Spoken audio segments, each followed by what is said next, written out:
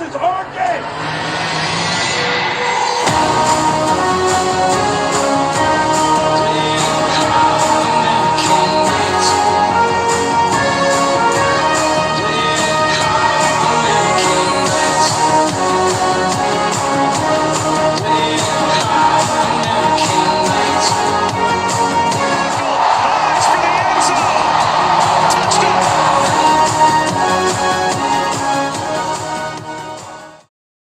Hello, everyone, and welcome back to the All Sports Focus podcast. We are back here doing another episode on the DeBuds Wiffle Ball League. We are here with Ryan and Pap. What's up, everybody? Yes, say something. We're back here. We're going to be talking about the last couple of games. We're going to be talking about the All-Star game coming up and the Home Run Derby, as well as some big league news as we change the playoff format halfway through the season. But I was the one that actually had the idea, but we changed the playoff format. So as I'm talking about that, we're actually going to jump into that first. Here's a picture of a very poorly drawn bracket, okay, to send to the group chat, okay? But I'll explain it. So the 6th seed and the number 5 seed, or better yet known as the third place teams in both divisions, will play in a one-game play-in game to get into the playoffs. And then whoever wins that one-game play-in game will then play the number 4 seed, or one of the second-place teams in either division, the worser of the two second-place teams. And then that is a best-of-3 series, and also down below, the number 2 seed, which is the second-best winner of a division, versus the number 3 seed, the better of the 2 seed, the two second-place teams in division. Wow, this is a lot of numbers. And then the winner of that 4th place and the play-in game will play the number 1 seed, best-of-3, and then it's the semifinals. So basically, the Sharks are winning the whole thing. Basically, the Sharks are winning. This is the bracket. Okay, it's just so Cinderella runs can happen. Was basically my thought process. And since the regular season has been so competitive this year, I thought might as well give everybody a chance, because honestly, I feel like just a 4-team playoff is kind of doing disgrace to the league now that it's more fair. Last year was perfectly fine because we had 2 teams that were freaking awful, and they didn't deserve to be in the playoffs. But now this year, things have changed. The league has grown up, so we're ready to talk about it now. Starting off with the latest YouTube video posted, my Raccoons swept the Quackers. Ryan and Pap, what are your guys' initial thoughts from either side, either team, from that series? We'll start with Ryan. Yeah, I mean, I think going into it, Andy and I kind of talked in the pregame about this is preseason, number 1 and 2 or 2 and 3? 1 and 2, and then 2 and 3 the week after. So pretty highly anticipated matchup, and then it was pretty one-sided throughout both games. So that definitely surprised me. I don't know if that was more of a testament to the Raccoons being better than numbers said, or if it was more of a Quackers being underwhelming compared to what the preseason rankings said. Pap, what are your thoughts? Quackers are they're dog shit. Wow. I mean, to be honest, like they really can't. Sorry, close my door. They really can't piece anything together. Carter's washed, and they don't have a pitcher outside of Carter. So how are they gonna? Wow. Carter's washed. He's supposed to be known for his pitching, but he's not really showing up for them, as they need him to be like the guy. They need him to be you can't just be okay, you need to be the guy. Mr. Stats here, got it on my paper. Carter's pitched 5 innings, has 7 strikeouts, given up 13 hits. This is the big stat here. 11 walks, 20 earned runs with a 36 ERA, and he's 0-2.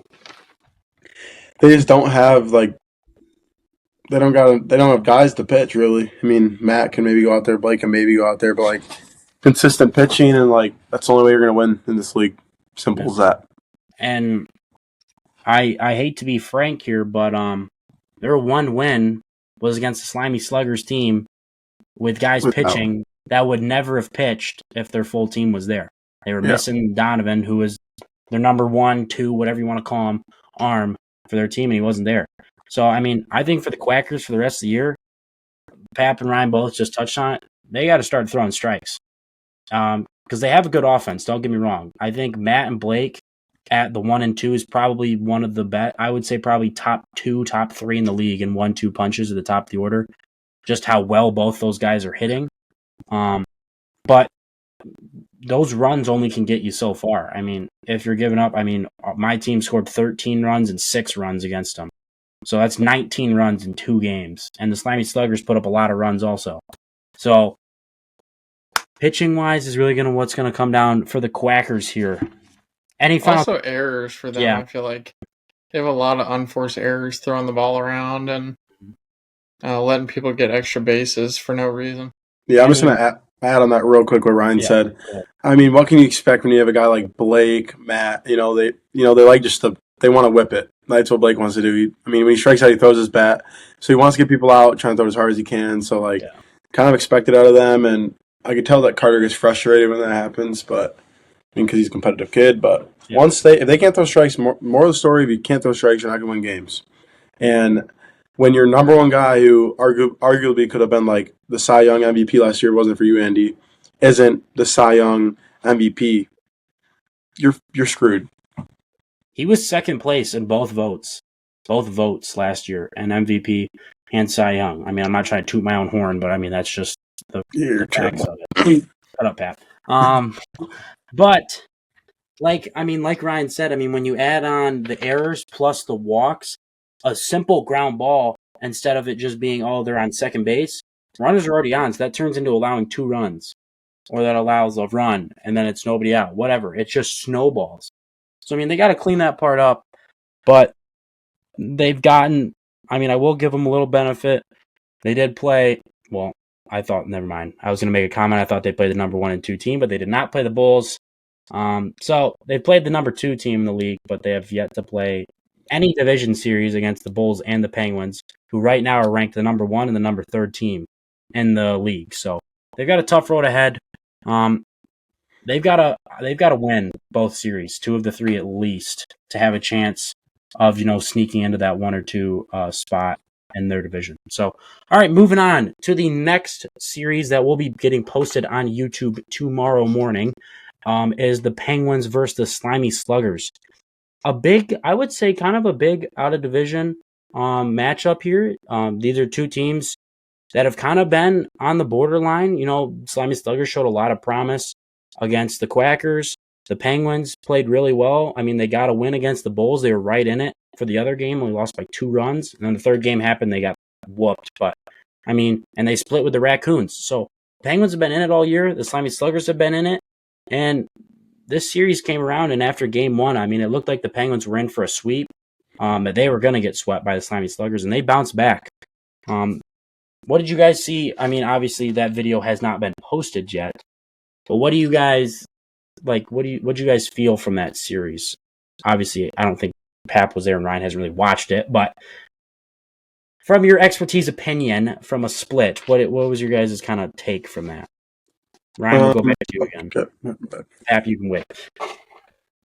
Yeah, I think pitching again was kind of the key. We talked in the game that they lost, they had a whole bunch of walks in the first inning alone and then gave up multiple home runs.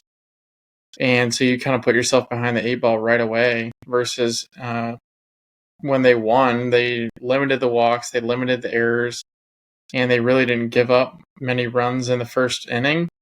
And then it kind of allowed them to stay more on track through the second and the third inning versus, I forget which game they lost, but they gave up like 4 or 5 home runs in 1 inning.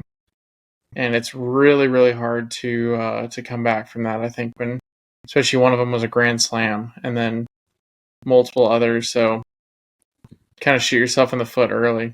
And versus second game, they didn't and kept more on track. Pap, what are your thoughts on the Penguins here?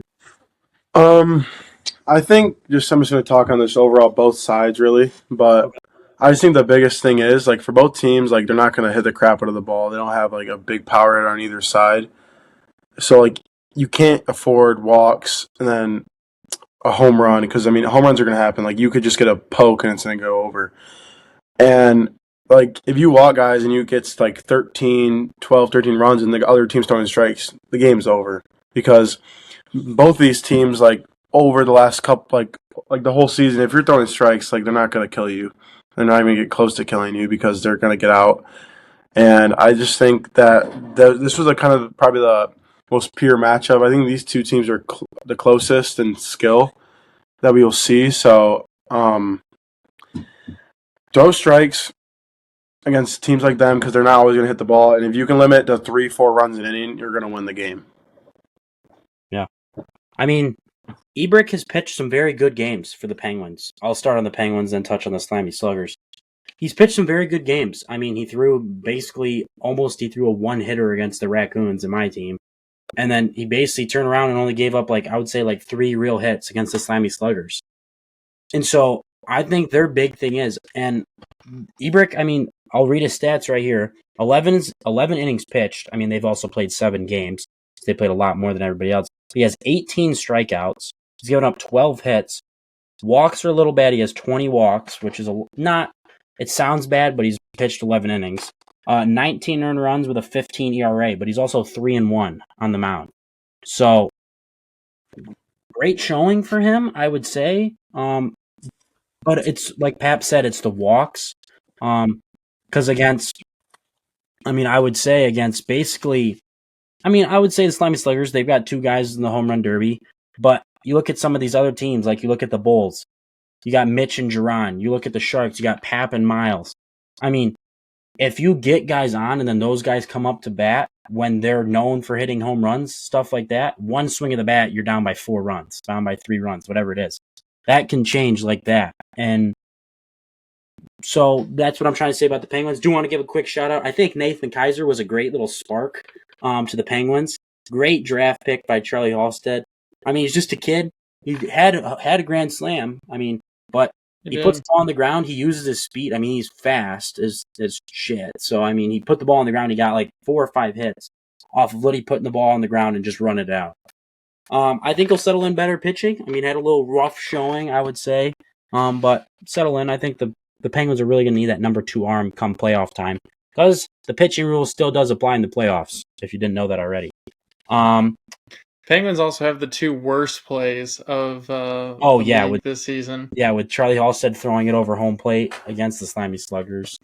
And then proceeding 2 outs later to airmail it over the first baseman's head when Donovan Ruckty slips in the box and isn't even running to first base. Bad look for Charlie in a couple of those plays. But on the Slimy Sluggers side, we'll touch on them here in just a second. Actually, we're going to move into them right now, talking about Pap's game against the Slimy Sluggers, where the Sharks won the series 2 of 3. I mean, a big series win for the Sharks.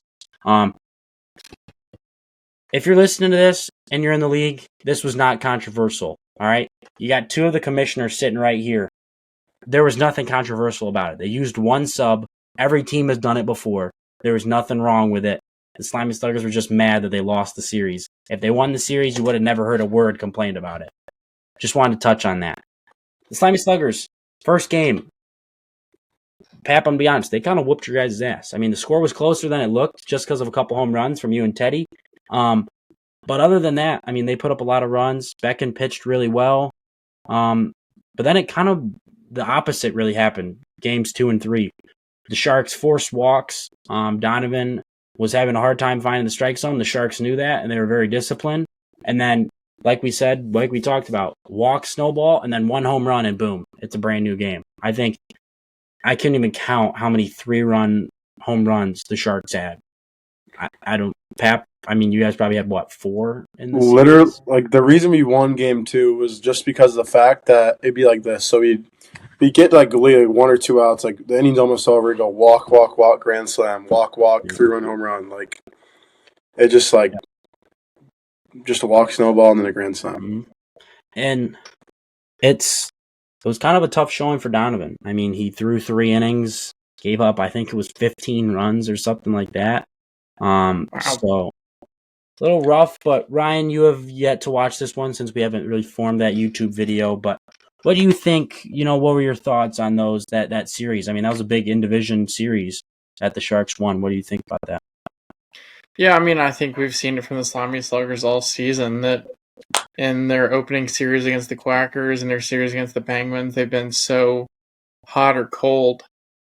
And I think that really just continued with this series. It sounds like with the Sharks that they play one really good game and then one or two really bad games. And unfortunately, with the playoffs being single elimination, that's not a great trend line to have. And then two big wins for the Sharks. I mean, I know you guys were having a tough 0-2. time to start out the season, so picking up two big wins there, especially a comeback after kind of getting blown out first game. So good pickup by you guys, and glad to see Pat made the All-Star game and is bringing his team back from the bottom.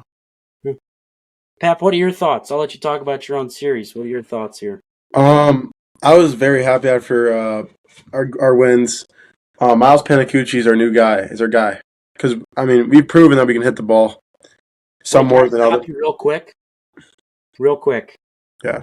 Commissioner here talking. One of the commissioners. The Miles signing to the Slimy Sluggers was very fraudulent. That's why he is now on the Sharks, because the Slimy Sluggers already had 4 guys and they signed a 5th guy, which is a no-no. The Sharks only had 3 guys, so they were able to sign him. That's why he's on the Sharks. Okay, Pap, keep going. Yeah, Miles is going to be big for us because we can hit the ball. I mean, some more than others. Hopefully, Nick Reeves shows up tomorrow and starts playing well because we need him to hit for us. And 2 for 8 last time. Yep. Yeah, we know. And then, we hit the ball pretty well. I hit one of my best hits ever again. I mean, I did one. It was a nice hit. And then also, Teddy Ipple, when he's going to be there tomorrow, he's going to draw walks. That's what we need him for. He draws walks and he gets cheeky home runs. Miles throws strikes, will win games. And then Nick just needs to not be terrible. And that's kind of just like the thing. And then I just like overall the whole game, Donovan and Keegan kind of Donovan Becken, they're just gonna have to pitch well for them. And Marshall and Bladen just need to do what they can do hitting. I mean, Marshall draws like the most walks ever, and then Bladen is kind of just like there sometimes. And 20 and 40 at bats, Marshall has 13 walks. He has a 725 on base percentage. Geez, that's pretty impressive. And then kind of just overall, I don't want to toot my own horn, but I mean, I had probably a Golden Glove performance on. I had 2 pretty solid. I had a double play and then I had a nice little shovel pass. But I mean, I'm just so proud of my team, man, and I'm just ready to kick the Coons' ass tomorrow. Wow. Might need to bleep that one out. But I know. Can we say that? Oh crap! The Raccoons' ass. Oh god, I forgot about that. The Pap is is kind of underwhelming his 2 plays. His home run honestly might be the farthest ball hit this year. He Juan Soto'd it too. He was on one knee and probably almost cleared the 150-foot mark. I mean, it was a shot. You'll see it on the YouTube video. And then the double play to end the series. I mean, it was funny enough. Me and Bobby DeLong were standing there, and Bobby goes, "Well, if they turn double play, it's over." And I go, "There's no way they're turning a double play. That's just not going to happen." And then exactly that happens just in the moment. I mean, it was crazy. Pat tags the guy out and then shovel passes it to Bobby.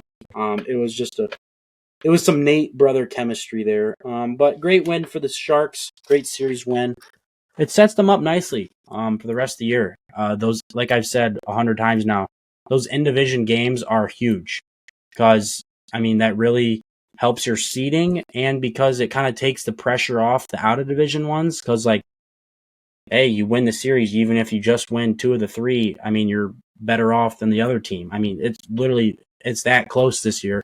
It's within 1 game. So, but with that being said, moving in to the series tomorrow between the Raccoons and the Sharks. Ryan, what are your initial thoughts before the Battle of the All Sports Focus happens tomorrow in a big 3-game series? I was just about to ask, 3-game series. Yeah. I mean, I really just think it'll depend, number one, which version of the Raccoons offense shows up. Because we've seen 3 out of the 4 games, at least that I've seen, the Raccoons offense was very dominant and was very present, and then the 1 game against the Penguins, it was non-existent. And to be honest, Pap, who else pitches on your team besides you? Teddy and Miles. So I think pitching matchups will come down to it too, because I think between Keegan and Andy on the Raccoons, and then kind of your number 3 is a question mark between Matt and Sam, whether they can be consistent throwing strikes or not. Well, we only need 2 guys.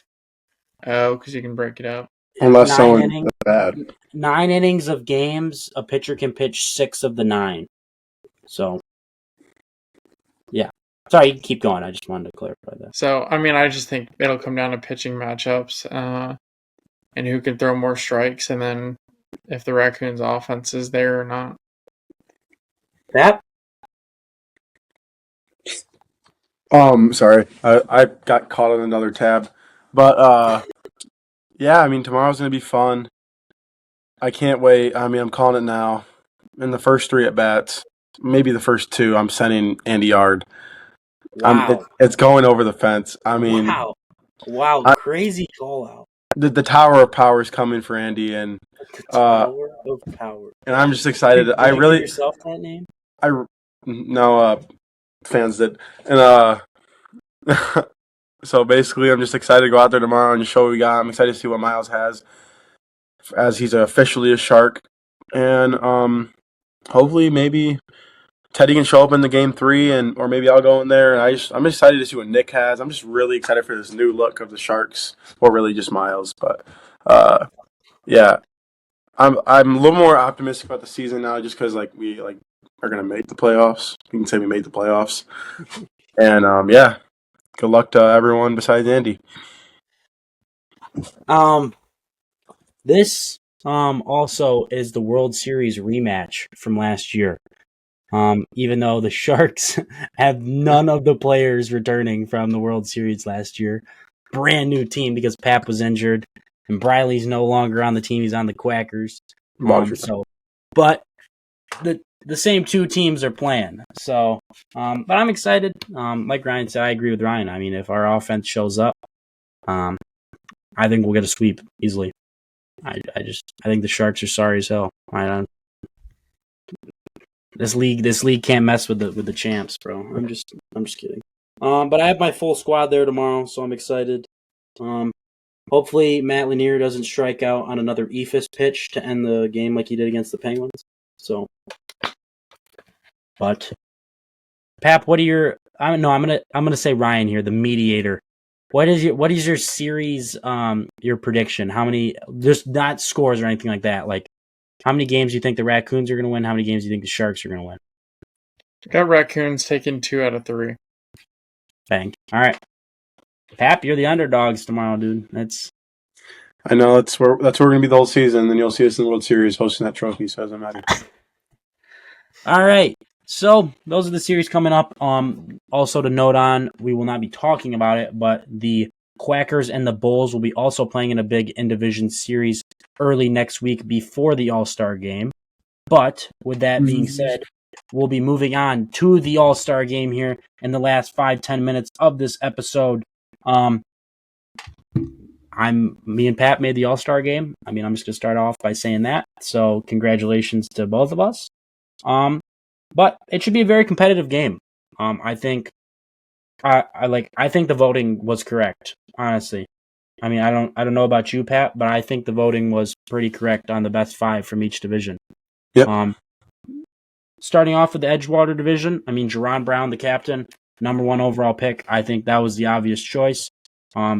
He's played lights out. Right now, his stats, hitting the ball, he is hitting .475 with 9 hits, 5 home runs, and 13 RBIs. And then pitching, he's thrown 8 innings, has 10 strikeouts, only given up 5 hits, 4 walks, and 3 earned runs with a 3.38 ERA and 2-0 on the mound. So he was the clear-cut choice for captain. And then along with his teammate, Mitch Culver, also just been hitting the living piss out of the ball. Hitting .588 with 6 home runs and 18 RBIs. And also to put in perspective, the Bulls have only played 5 games. So that's pretty crazy. Carter Petsky and Blake Cigarello from the Quackers. two good players looking to kind of turn their season around here at the All-Star break. Hopefully that happens for the Quackers. And then the wrap it up is Isaac Ebrick from the Penguins for the Edgewater division. Moving on to the Silver Beach division. Myself is the captain, second year running, whatever, cool. But then we got Keegan LeClaire and Matt Lanier from the Raccoons. And we have Andrew Papnate sitting right over there from the Sharks. And then the fifth and final guy, why am I blanking on it? Donovan? You say Donovan? It was Donovan. Jesus, I'm looking at it and I couldn't think of it. It's Donovan Ruckey from the Slimy Sluggers, a number 2 overall pick. Hoping to kind of turn his pitching season around, but he's been hitting the crap out of the ball. So congrats to those guys. Ryan, I know we made your predictions last night on the Instagram release video, but a little more in depth here. What do you think about the 5-inning game for the All-Star game? Who do you think comes out on top? I think definitely Silver Beach division does. I think you've got pretty dominant pitching on all 5 guys. Like you said, Donovan's trying to kind of come back from a little bit of a pitching struggle here, but in the game against the Penguins, he was dominant, and then everybody else really on the roster is a very solid pitcher. So I think Silver Beach has the ability to throw strikes, and they can go to different guys if somebody's struggling. Versus Edgewater still has talent, but I'm not sure they have necessarily the pitching depth or pitching talent that Silver Beach does, and I think that'll really be the deciding factor in this game because both teams are going to hit the ball, both teams are going to score runs. It's just who can limit the walks and who can kind of limit the damage there. Pap, what are your thoughts? The biggest thing that stood out to me was between two divisions was like I really don't even know who will start for the Edgewater division for who's that main guy? Like I mean Carter maybe. I mean Jerron, Eberhardt, those guys are good, but I mean Andy can shove when he wants to, Donovan when he shows up, he's dominant. And I think that's what's gonna change things because both sides can hit the ball. Both sides are gonna hit the ball. I think maybe Edgewater has us beat out by a little bit. Mm-hmm. But pitching wise, I think there's a clear gap, and it's either going to be really close or Silver Beach is going to give the bell, and it's going to be a blowout. So, wow, I mean, last year it came down to Mr. Walkoff over here with a home run after going 0 for 6 prior, and then hits a walk-off home run. Like the same rules as last year, though, it's 5-inning games, and a pitcher's only allowed to pitch 2 of the 5 innings. So it's really going to be reliant on your other arms.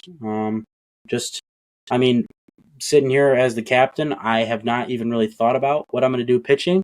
But like Pap said, I mean, all 5 guys, I would feel confident enough getting on the mound. Maybe not Matt Lanier, but I don't know. He would be the last choice. But love Matt, but he's there for his hitting. Any final thoughts, or we want to hop into, I think the most exciting addition to our league this year is a home run derby. I thought we honestly should have done this last year, but we were last year it was like, we got to get this league in before everybody leaves, and football kind of gets into a swing, so we were rushing everything. But this year we got a little more time on our hands, so we decided to do a home run derby this year. It is an 8-man single elimination kind of bracket play home run derby. I seeded the guys last night, 1 through 8, and it was solely based off your statistics, your home runs, your RBIs, your batting average, all that kind of stuff, and I ranked them 1 through 8. So here's our 1 through 8 home run derby along with matchups. Starting off, the 1 versus 8 matchup, I think this is probably the best matchup of the entire home run derby, is the Silver Slugger front runner right now against the Silver Slugger from last year. So Mitch Culver versus Blake Ciccarello in the first round. That should be a great matchup. We'll talk about these matchups, but I want to say them all first. And then the 2 seed Donovan Ruckey against the 7 seed Isaac Ebrick. Then the 3 seed Becken Jarvis versus 6 seed Keegan LeClaire. And then the 4 seed Jerron Brown versus the 5 seed Andrew Nate.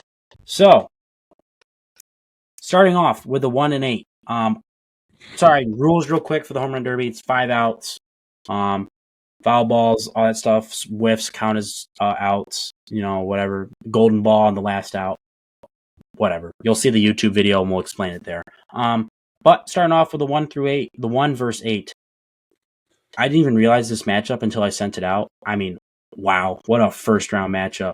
Mitch Culver versus Blake Ciccarello. Ryan, early predictions. Who do you got winning this one?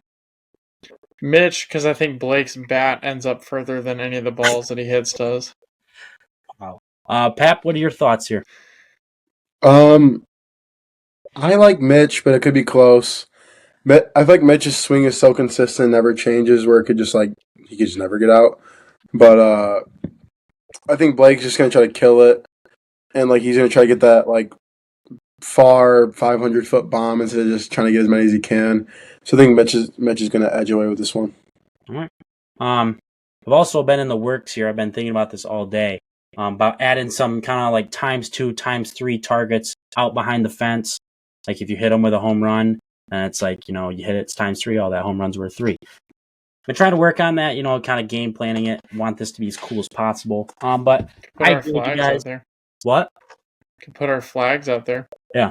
I'm agree with you guys. I think Mitch is going to win this one. I think it's going to be really close, though. I think Blake will either go insanely crazy or he'll try and swing out of his freaking shoes at every ball and end up whiffing on all 5.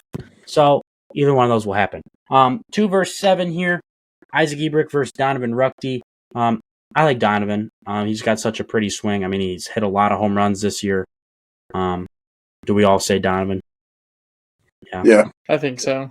Yeah. The 3 seed Becken versus the 6 seed Keegan. I'm rolling with my guy. I'm rolling with my player. I got Keegan LeClaire here. I just think, Becken, literally listen to Becken's stats right here. He has 7 home runs this year and has 8 hits. So he's basically a home run or bust because he's in 31 at-bats. He has 8 hits and 7 of them are home runs. So I just think that'll catch, even though it is a home run derby, yes. He also hits a lot of pop-ups. So I think that'll catch up to him, and I think Keegan will win this one. Ryan, what are your thoughts? I like Keegan here too. I think it's close for sure, but Keegan has a very consistent swing, kind of like Mitch Culver does, and I think it just he's going to get a more consistent home run kind of launch angle and stick with that. Pap? I like Becken here. I think since it's me more of a lob in there, and he has all that lift to his swing, he really just needs to get just enough to get it over. And I think that sometimes Keegan has a great swing, but sometimes comes out just a little bit too flat, where it might be low fence, high fence, but just not enough. So yeah, I like that. I agree. I agree with the science there of it, Pap. I completely agree. I will say though, I myself, I am not in the home run derby. I have not hit enough home runs to be in the home run derby. But a home run derby and wiffle ball is not easy. Because wiffle ball is just one of those things where it's not even about swinging as hard as possible. It's honestly just about swinging the right way and making decent enough contact on the bat, on the ball. It's plastic, so you never really know where it's going to fly to. So the last matchup here is our very own Pap versus Jerron Brown, the 4 versus 5. I like my boy Pap here. I think he's going to pull it off. Butter lefty swing.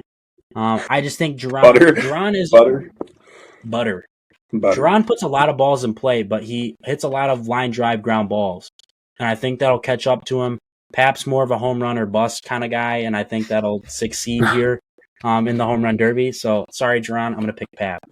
Ryan? Yeah, I think Pap either goes nuclear here or hits negative home runs.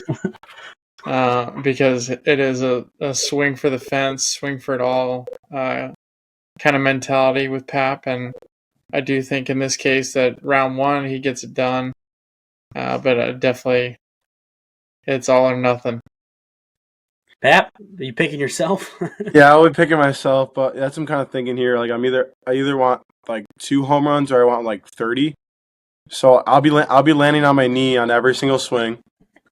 I want to hit the end of the batting cage, some crazy bomb, and I'll be okay even if I lose. We're going to be on the other field, so I'm still sending over the batting cage. I'm taco. Yeah, I'm freaking just gonna let it rip. Yeah. And I'm gonna beat Duran, and then I'm gonna have to do a miracle. All right, so those are our first round matchup picks here. And then to wrap up the episode, who's your guys' favorite to win? Or I shouldn't say favorite. Who's your pick to win the home run derby? Please don't all say Mitch. Yes, he's the 1 seed. Yes, he hits a lot of home runs. But this could be a little favoritism. I'm picking Keegan LeClaire. He's got a hot bat right now, 4 home runs in the last series. I think it's going to continue against the Sharks tomorrow. He's probably going to hit another 5 against the sorry Sharks. And that's going to carry right into the home run derby in the All-Star game. My boy Keegan is winning the home run derby. Ryan? I've got Donovan here, I think. The pitching has struggled, but I think the bat's been there from the start, and I think he's got a consistent swing to get it done round and round. All right. Pap, will you be picking yourself? Well, yeah, there's a little bit of bias there from Andy picking Keegan, but with that being said, I'm taking myself. Wow. I like what I bring to the table, and I think I'm gonna be able to beat people, but not by my swing, but I'm gonna get into their heads. I'll be saying some things that will have to be blurred to get into their heads, and I know that that's the way I'm gonna beat Mitch. I know I can get in Mitch's head, but after that, I just have to bring out that pretty swing from the left side. So we're going to Bush League it to win it is what it sounds like. Yeah. All right. With that being said, that is going to wrap up today's episode. We are very excited for this next week here of the DeBuds Wiffle Ball League. The most exciting time of the year. Secondly, I would say the second most exciting time of the year behind the playoffs. But with the All-Star Game and the Home Run Derby, and these 2 big series coming up between the Sharks and the Raccoons and the Quackers and the Bulls, be very excited to see how this all turns out. And keep checking the YouTube, keep checking the Spotify, the Instagram, the TikTok. Penguins versus Slimy Sluggers will be posted tomorrow. And then the Sharks and the Slimy Sluggers should be posted this weekend or maybe into early next week. And then obviously the 2 series and the All-Star Game, whatever. You know the schedule. But with that being said, Ryan, Pat, you guys got any final touches? Pilot says go Raccoons tomorrow. Boy, Pilot. Pilot's wrong. Go Sharks. All right. Check out the Instagram, the Spotify. That was not as explicit as I was expecting Pat to be there. The TikTok, the YouTube, the merch site. Let us know with any merch ideas if you want any wiffle ball merch. We're very excited for this next coming week, and we'll see you guys later.